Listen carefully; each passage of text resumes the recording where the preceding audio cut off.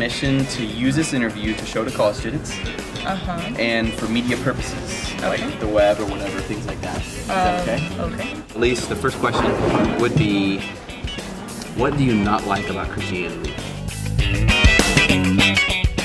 It pretty much throws my passion in the toilet. Really? How? Science. Science is the reason I get up every day. Science gave me all the answers that I felt weren't there in church and in God and in people that I had grown up with, pastors, people of the church. Yeah, so it was definitely, that's why I feel actually so strong about it. So what exactly does science do for you that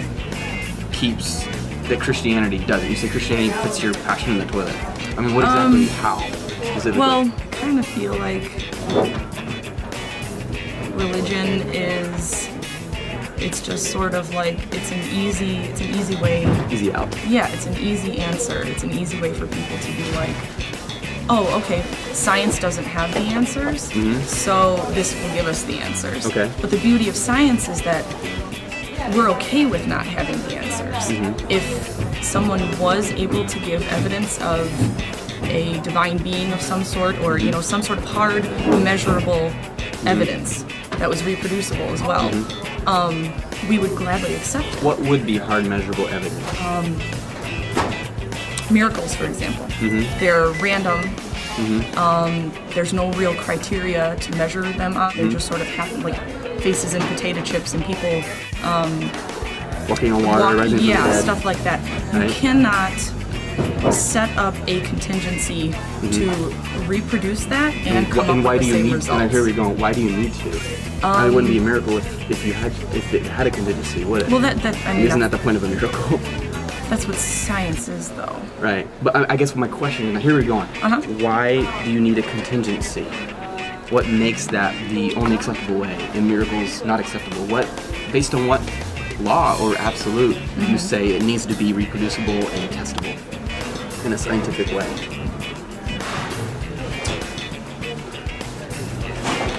I don't get what you're getting at. Okay, you believe something needs to be testable, right? Well, in order for it to be valid and scientific and have true. Some truth. Okay. Yes. Now let me ask you this, at least if you don't mind me pressing a little. Okay? Sure. That idea that something must be tested in order to be true. How do you test that idea? Because that idea you can't see, you can't smell, you can't taste. That's actually like what the word means. For something to be true, there has to be evidence for it. How do you know that? Because that's what science is based on. But you're just, no offense, it's a bald assertion. You're saying science alone can determine truth. My question is that theory.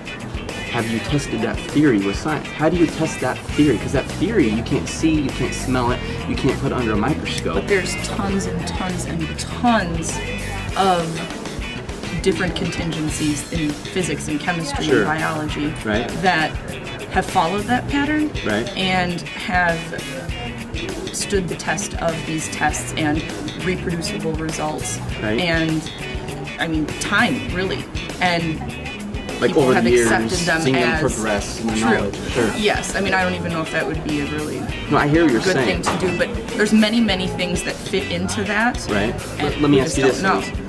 You believe that for something to be true, or to know something is true, it needs to be able to be tested scientifically. Is that fair enough? Okay. That theory, that something must be tested scientifically to be true. Have you seen that theory? Have you put that theory under a microscope? See what I mean? Yeah, but I feel like you're twisting No, what I'm not. Theory is. What I'm saying is you start with a belief.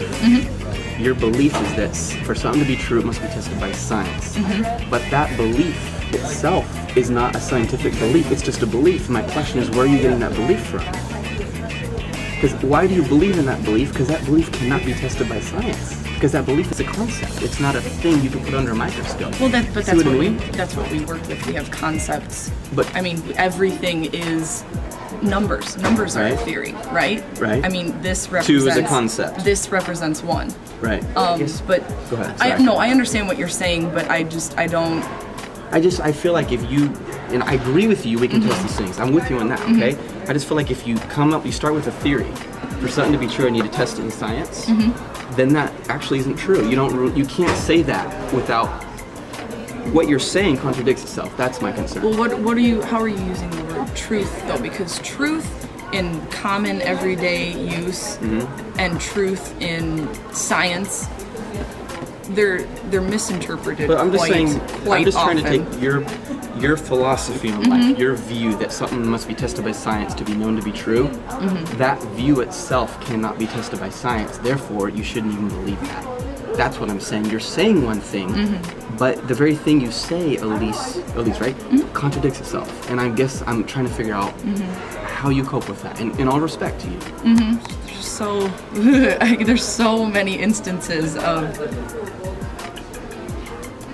science that are credible and reproducible and observable, and in this hand there's just not. It's not consistent. I guess my biggest challenge, and again, in all respect, Elise, thank you for doing this. Yeah, no problem. Is you have a theory that's for something to be true, it must be tested by science. But that theory is not scientific. That theory can't be tested by science. Therefore, according to your view, even that view is not true. It contradicts itself, and that's in all respect. How that's can what I that don't theory understand. not be tested? Because a theory is a principle, it's a concept. The idea that for something to be true, it must be tested by science is not a scientific thing. No, so you start with the belief just like a religious person does. But a theory you start with isn't, the belief with no foundation. But that's what I was getting at when I was talking about truth and theory and these words having different meanings in science and in everyday life. Right. A theory isn't a concept. A theory is actually an evidence-based, reproducible, it's like a ton of that so stuff if I have a theory woven of Jesus together. is God, then it's testable and it's producible. You see where I'm going? And again, I'm not trying to corner you, Elise. I guess when someone says It's a good point. I don't know. science- Brian might be able to talk about this better than I can. When someone says science is the only way, that theory itself you cannot put under a microscope. So it already contradicts itself out the gate. And that's, let me put it another way. Okay? This is just another avenue. Do you believe in morality? Like right and wrong? Sure. Okay, where does that morality come from in your science-only worldview? Where does it come from? Science isn't meant to address those things. Okay. Science looks at So why do you believe function, not purpose. So do you believe morality is true? Sure. But I thought truth only comes from science. I think that's a twist there. I mean, I tried to draw the line between science and morality there. So you believe in I think truth that two- isn't scientific based? Because I thought you said truth has to come through science, but then you said morality is truth, but it doesn't come from science. So I guess if we're talking about religion, yes. You're applying this to all avenues of. I'm just asking,